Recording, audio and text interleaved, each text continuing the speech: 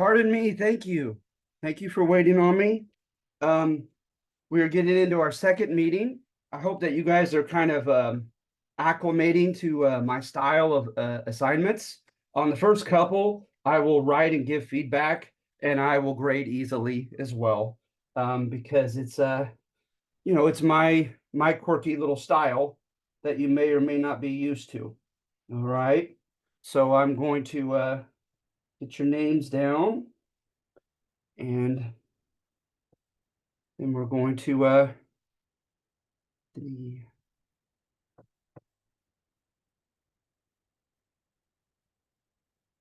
all right. All right. So before I jump right into it, you guys have any comments or questions? You guys doing okay?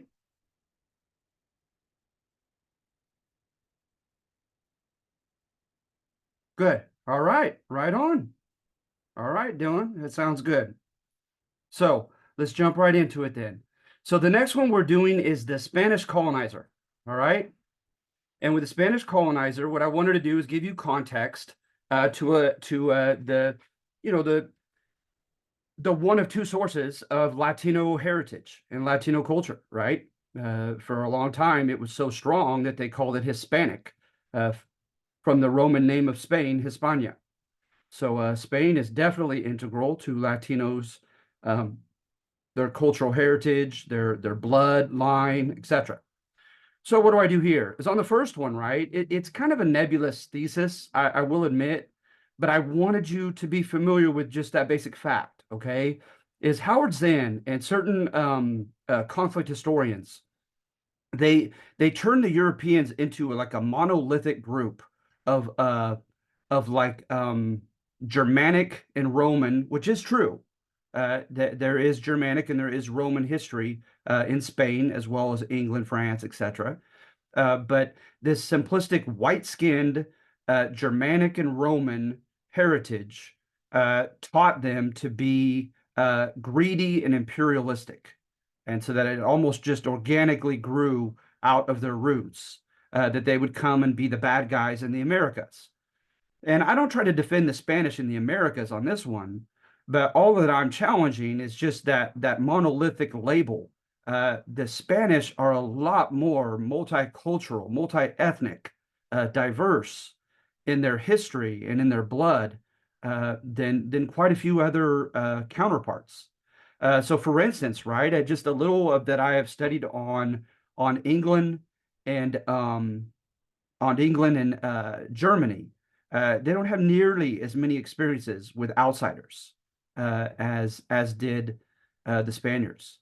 So let's get into a few examples of that, right? Um, First of all, the native Spaniards were called Iberians, and to this day, right, Spain and Portugal is called the Iberian Peninsula. So the Iberians, right, at a very early date, we're talking, like 1000 BC, and before that, the Celtic people. There's evidence that the Celtic people came in. They left monuments and other things to prove that they were there and inhabited Spain. And they were there for so long, and there were so many of them that the Spaniards began to be called Celtiberians, just a mixture of Iberian and Celtic. So there was a lot of intermarriage between the two groups.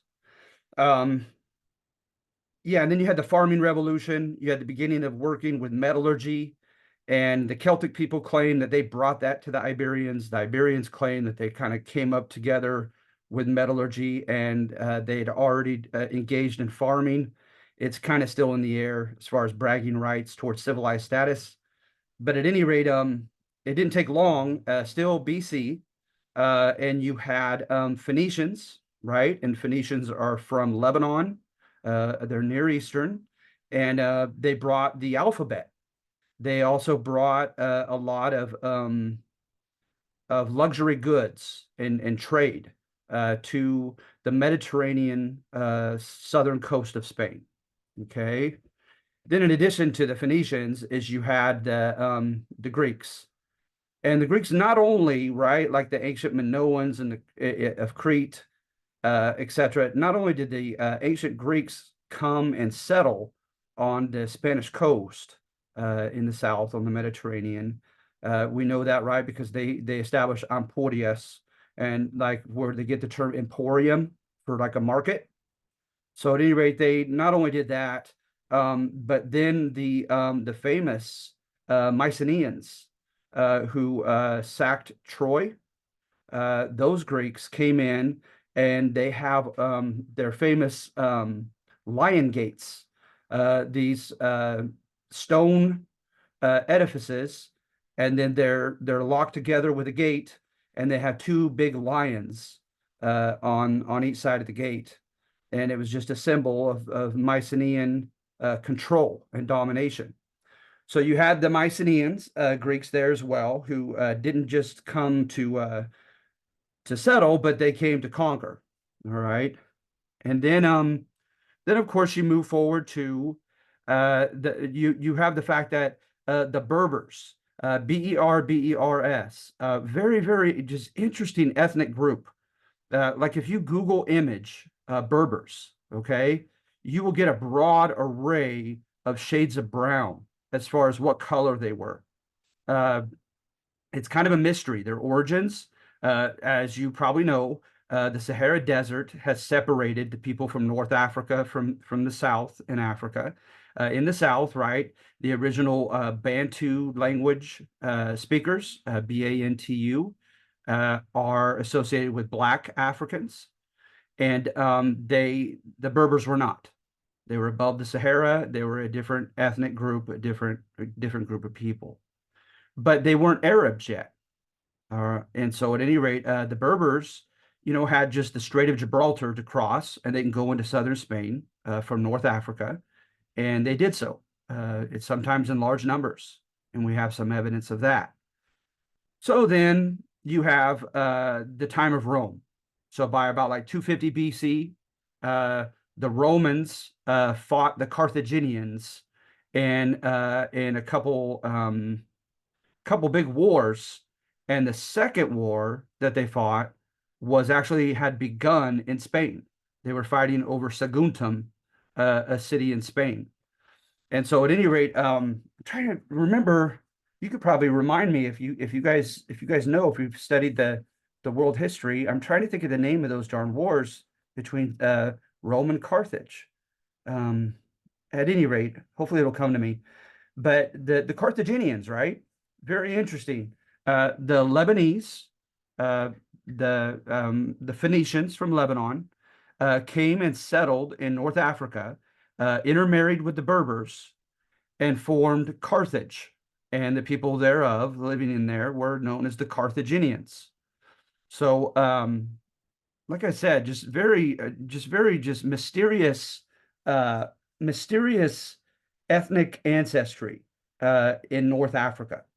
So at any rate, the Carthaginians, remember they had Hannibal and his elephant army, and they tried to go through the Alps. Well, they did go through the Alps from the north and attack Italy. And then the Romans decided the best defense is a good offense, and they went and sacked and burnt Carthage uh, before Hannibal could make it to Rome. But at any rate, right, they fought over it, and the Romans won. So the Romans split it to the nearer and farther. I kid you not, that's what the Latin words meant. Nearer and farther Hispania. Okay, with the two districts that they put modern day Spain under. So then the Romans came, and the Romans came and they granted veteran colonies to their successful soldiers, and they confiscated land from the Spaniards, gave it to the Romans in these certain areas and valleys of Spain, and they also forced the native Spaniards to mine because they had some silver, and they also had tin, which was of high demand for Rome. So they had them, engage in metallurgical uh, searching and mining and so forth in their own country. And then they also had to work on the latifundias, the Roman plantations, and work kind of as like serfs for their Roman masters. So at any rate, you have that by 250. The good news is, though, right, is they were able to be elected, especially the Spanish, the half Spaniards, those who had like oftentimes a Spanish mom and a Roman father, had a chance to run in the tribunes. And the tribunes during the Republic of Rome were the democratic body of the Republic, right? The tribunes were. So they were able to participate, some of them, in government, and it wasn't always terrible. But of course, the republic falls apart, right, in the first century BC, by about 50 BC, and then they go to just having an emperor, and the Senate was they tried to be a check to the emperor's power, and it was kind of pathetic. So at any rate, now at this point, Rome is seen as being like despotic, tyrannical. And now, if you have a lot of Roman connections, it's considered a negative thing. Okay. Uh, so Rome falls in the 400s, and the Visigoths took over Spain. And the Visigoths just means Western Goths. They came from the German lands. The Goths and the other Germanic tribes, the Angles and Saxons in England, they came from northern and central Germany, Belgium, Denmark, and Schleswig and Holstein, between Poland and Germany. So anyway, these Germanic people come. They're Germanic in culture, Germanic in ethnicity, Germanic in language, and they anomalously, it doesn't happen very often at all, they assimilated to things Roman. You know, they were the ones who conquered the Romans, but yet they copied the Romans in many ways. So to this day, the way that a city is laid out with the round grid system that the Spaniards do, they got that from Rome. The Spanish and Mexican law comes largely from the Lex Hortensia, the Roman, and the 12 Tables, the Roman constitutions. Um, Architecture has still largely come from Rome, etc. So there have been some lasting Roman um, influence on Spain, even through the Germanic rule of the Visigoths. But the Visigoths just ruled for 300 years, and then the Moors took over, right? And under Ibn al-Tariq. Ibn al-Tariq in 711, in his Moors at that time. And the Moors, right, like I said, were pretty much had come from the Carthaginians, Lebanese in the Middle East, Berbers from indigenous to North Africa, a mixture thereof. And now they had become invaded by and had become forced to become Muslim by Arabs. Okay, so collectively together, they were called Moors, and they took over about 2/3 of Spain, and they called it Al-Andalus, and that's where they get the term Andalusia for southern Spain. And so they had a basha, a governor, rule in the name of a caliph who was in the Near East. And it didn't take long, and they broke free from that caliph. And then the basha claimed to be the caliph of his own Umayyad Caliphate himself. And he stationed himself in Cordoba, southern Spain. So at any rate, you know, you had miscegenation. You had people, you know, procreating and marrying between the Spaniards and these Moors. Okay, but you also had plenty of drama between the two groups as well. What helped the Spaniards, right, is they didn't have like this big united kingdom.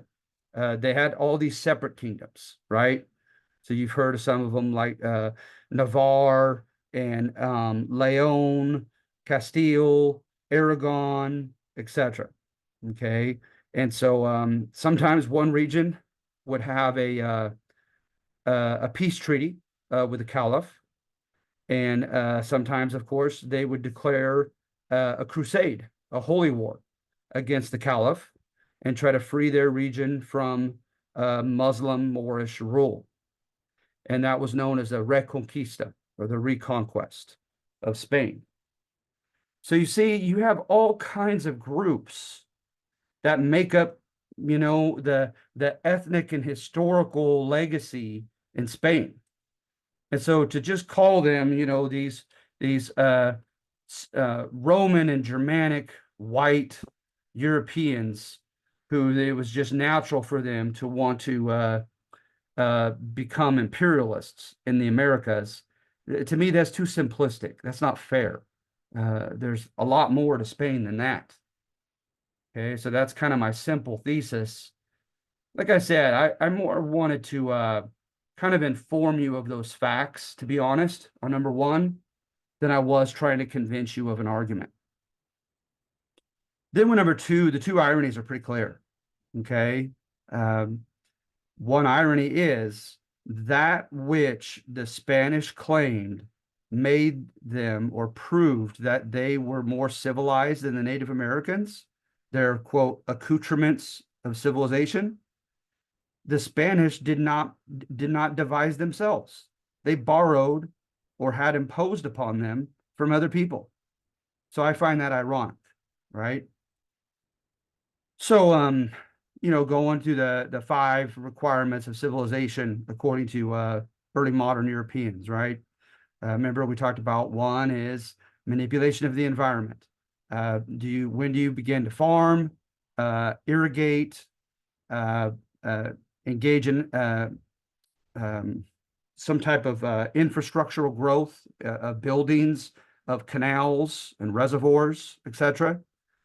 And again, the some people believe there's evidence to believe that the Celtic people gave that to them, and then like full use of architecture and all that, of course, that the Romans did.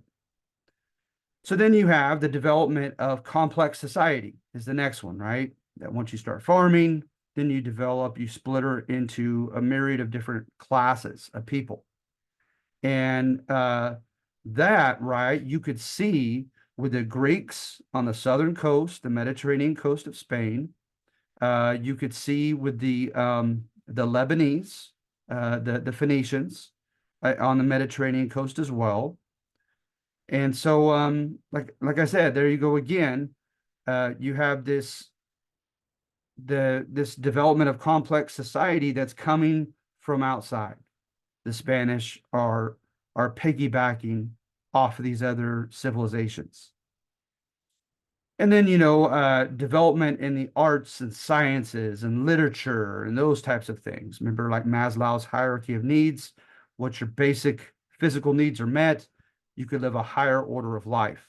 You start pondering the meaning of life, you start writing about it, you develop a religion, a complex religion, philosophy, and other things in literature, etc. Right?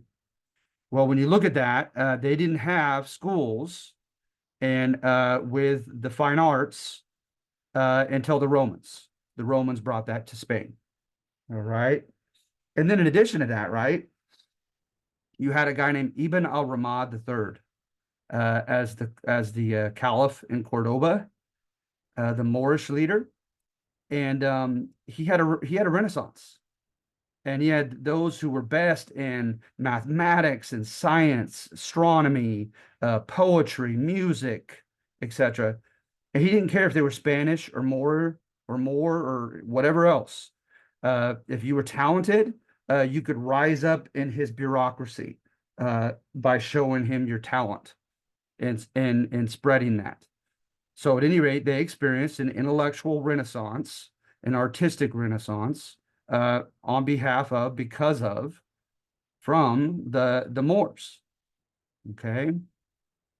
And then you have development of technology. And with development of technology, again, a lot of that came initially from Rome. And then with military technology, right?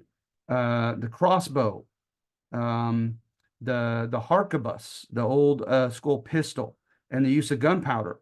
They got that from the Moors, right? The Moors, of course, got it from Genghis Khan's civilization, who they got it from China. So at any rate, they're borrowing from all these other people. And then lastly, right, development in religion, having a monotheistic religion. Well, Christianity came to the Spaniards through Rome, through the Roman Empire. Constantine's son, Theodosius, was a Spaniard who made Christianity the official religion of the Roman Empire. And then secondly, right, is the second irony mentioned is that the Spaniards practiced in their imperialistic ways in taking over the Native Americans. They practiced what had been used against them, and I find that ironic. So the Romans, right? They gave the Spaniards land to the conquering Roman soldiers, officers, and they had to work as serfs on those plantations of the Roman soldiers that had defeated them. And it was called latifundia. Well, the Spaniards did the same thing centuries later to the Native Americans, and they called it encomienda, right? An encomienda. And that's the same thing. You were entitled to the land and to the forced labor of the Native Americans that you conquered, that you had conquered.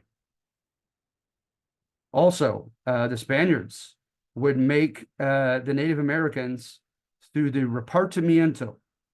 Okay, and with the repartimiento, they would come to the villages of the indigenous, and they would say, "All right, we need 1,000, or we need 100," and they would engage in public works. So sometimes, right, it was true to the definition of public works. It was building roads, building bridges, building churches.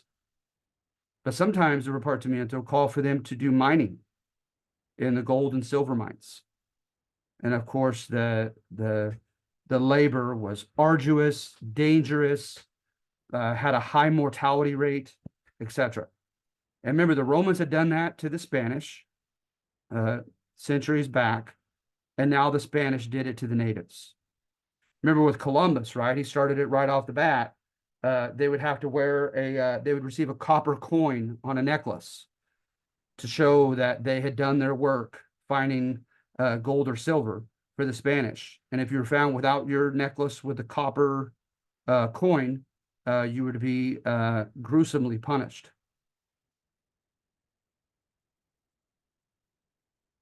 With the Spanish or with the Romans, they offered just only basically two windows of opportunities for advancement for the colonized Spaniards, and that was the church and the military. If you fought well in the military, or if you were seen as being a very pious person joining the clergy, those are basically your only chances to rise up. And the Spanish created the same two chances for the Native Americans in the church and in the military. Right. So anyway, I find those two things quite ironic. Now this one, I want to qualify this one. Remember, I've made it known when I give a thesis, sometimes I'm smiling while I'm writing it. Okay. I don't necessarily believe it. I just think it's thought-provoking, or I think it's a very popular interpretation for history majors that are going to have to address it in the future. And so therefore I write it down. So with this one, right, I do agree that when you study the Spanish conquering the Native Americans, you absolutely have to take account of the reconquest of Spain against the Moors. You have to, as relevant context, because it is relevant. After all, right, they were fighting and finishing the reconquest in 1492. They were kicking the last caliph out of Cordoba, Spain, in 1492, the same year they discovered the Americas. All right. So, of course. And then what I do is I kind of cherry pick. I find kings, Spanish kings from certain areas, right? And I look for evidence of them declaring a crusade against the Umayyad Caliphate and Caliph. All right. And in many of these cases, right, they were successful. So let's see here. Pelayo, Alfredo the Great became folk heroes for their allegedly religious as well as national crusades against Muslim authorities at Cordoba. Okay.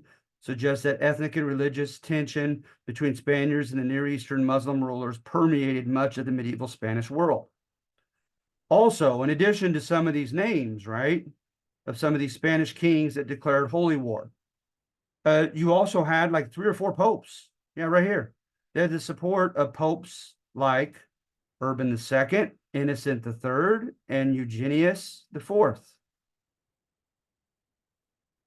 All right, so that's 3 popes right there that declared indulgences for Spaniards fighting a holy war against the Moorish leadership of Spain. Okay, remember an indulgence, right? Is through the sacrament of reconciliation, which they used to call penance. And you were granted indulgences as if you had already gone through confession and had been absolved of your sins if you go and fight. All right, so endorsement from above. There's no doubt about that.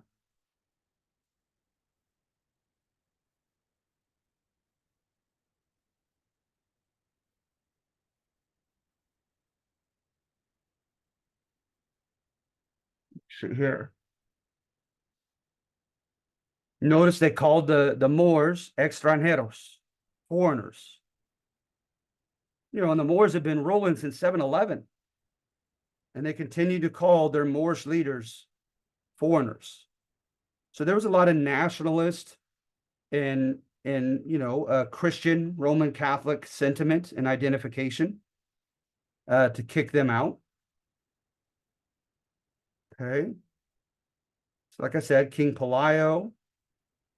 In the 800s, this crusading spirit was evident in the masses of Christians in South Spain who defied Muhammad as God's prophet. Okay.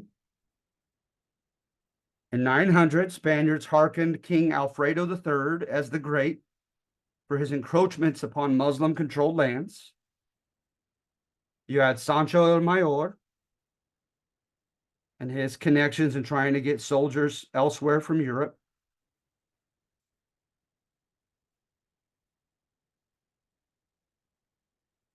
Then you have that same century, Fernando I convened a council of bishops and magnates to meet at Coyanza around 1055 for the restoration of Christendom in Spain.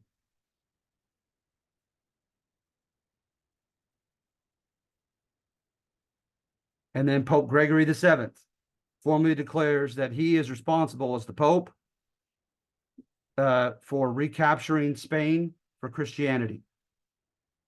So you have stuff, you have evidence. Pope Pascal II. So notice we already had mentioned 3 popes. Now we mentioned 2 more. So that's 5. Would offer indulgences to those who fought the Muslims in Spain. All right. And then you had a guy at Valencia, and he tried to make a deal with the Muslims, and they were being stubborn, evidently. And so he says, well, then I'm not leaving. And they attacked with a decent-sized army Valencia, and he withheld his ground really well. And I can't even remember his real name, but he was called El Cid, CID. And El Cid became a big symbol of the Christian Spanish Catholic resistance to the Moors. And then lastly, as a symbol, is you had St. James, someone at Santiago de Compostela had excavated the body underneath the cathedral that they believed that they had ample evidence to know was the Apostle James. So Spaniards started using it like a pilgrimage, coming to Compostela to see St. James's uncorrupted body. And then before we know it, some of the leaders started claiming that they were seeing St. James in the sky on his celestial horse, unsheathing his sword, pointing to the enemy and telling them that the enemy is theirs. And so hence he became the patron saint of the Holy War, St. James, Santiago. So they would go to fight, right? They're cavalry, and they do the sign of the cross, and they would say, Santiago con nosotros, right? St. James with us. Well, guess what? They did the same thing when they fought the Aztec 3,000 miles across the Atlantic. So clearly there were some connections between the reconquest and the conquest of the Americas. So all I'm saying is a very popular thesis is that the Spaniards got caught up in this holy war, and they brought that ethos, that ethical code, that way of seeing the world, that way of behaving. They brought it with them to the Americas. And it was part of the reason why there was so much fighting. With me, personally, I also could have, having read this book, I could give you evidence of several kings who had peace and made deals with the Muslim authorities, some even of whom allied themselves with Muslim authorities against another Spanish Catholic rival. And the same thing with the Muslims. In some cases, the Muslims made deals with Spanish Christians against other Muslims. All right. And then there were years, right, of it was called convivencia, living with each other, coexistence, whereby there was much peace and there were many opportunities for Spanish Catholics under the Moors, with the exception is they always had to pay a special tax and tribute as non-Muslims. So to me, I have a little bit of a hard time with this thesis because of that. Because there was not just I mean, could you imagine that we're talking 711 to 1492? So over 700 years. No one fights a constant holy war that long. Sorry, I had my window open. I apologize. But at any rate, so I subjectively take it with a grain of salt. I think the Reconquista absolutely is relevant context to the conquest of the Americas. You have to keep it in mind. You have to study it for sure. There is evidence and connections between the two, but it can be easily overstated because there were plenty of years when they coexisted peacefully, when they fought with each other instead of against each other. So I think that the thesis can easily get pulled out of proportion, exaggerated. Right?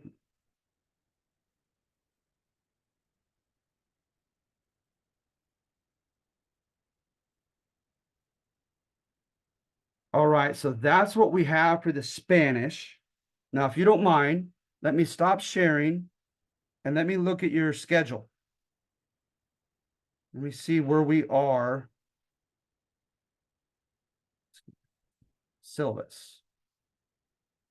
Let's check out this schedule and see how we're doing on our timing with things. I want to make sure that we go over plenty for you to feel plenty prepared. So this is through 10-3, the Spanish Colonizer. So yeah, when we're to meet again on the 3rd, the day that the Spanish Colonizer is due.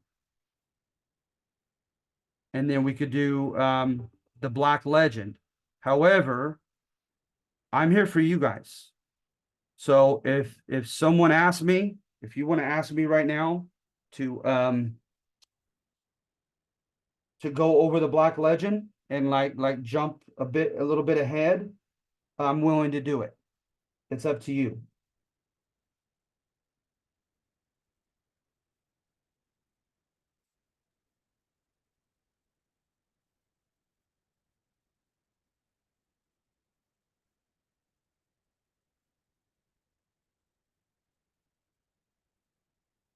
Got a decent list of names here. That's great.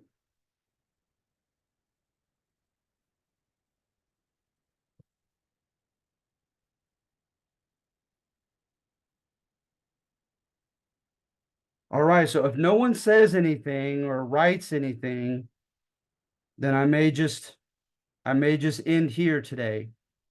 But like I said, I'm willing to go. We'll be considerably ahead if we do it. But like I said, I'm here for you guys. If you want me to, I will.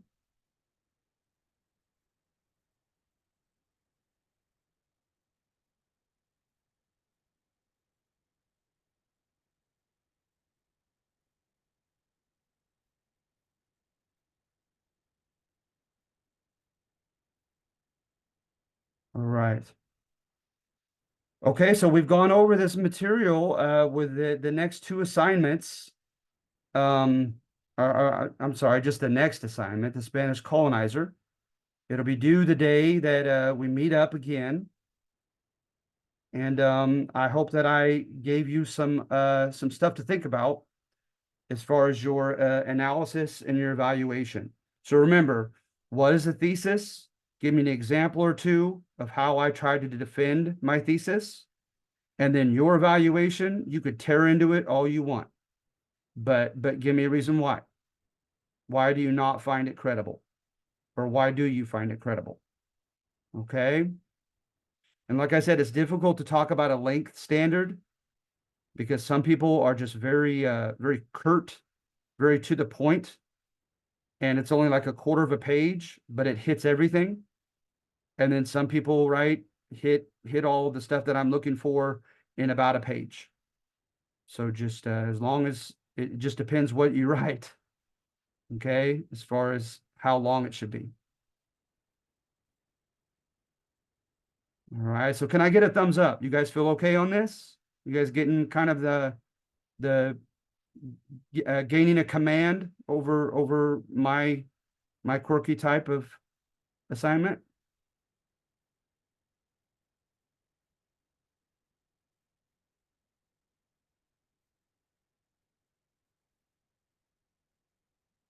Latiera, are you asking to unmute? If you are, please.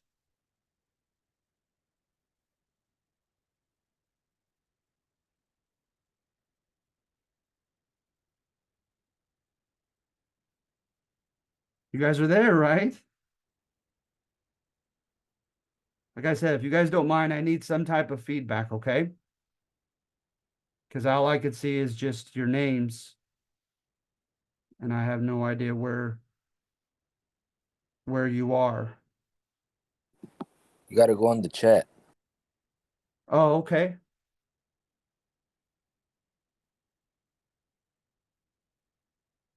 Aha, thank you.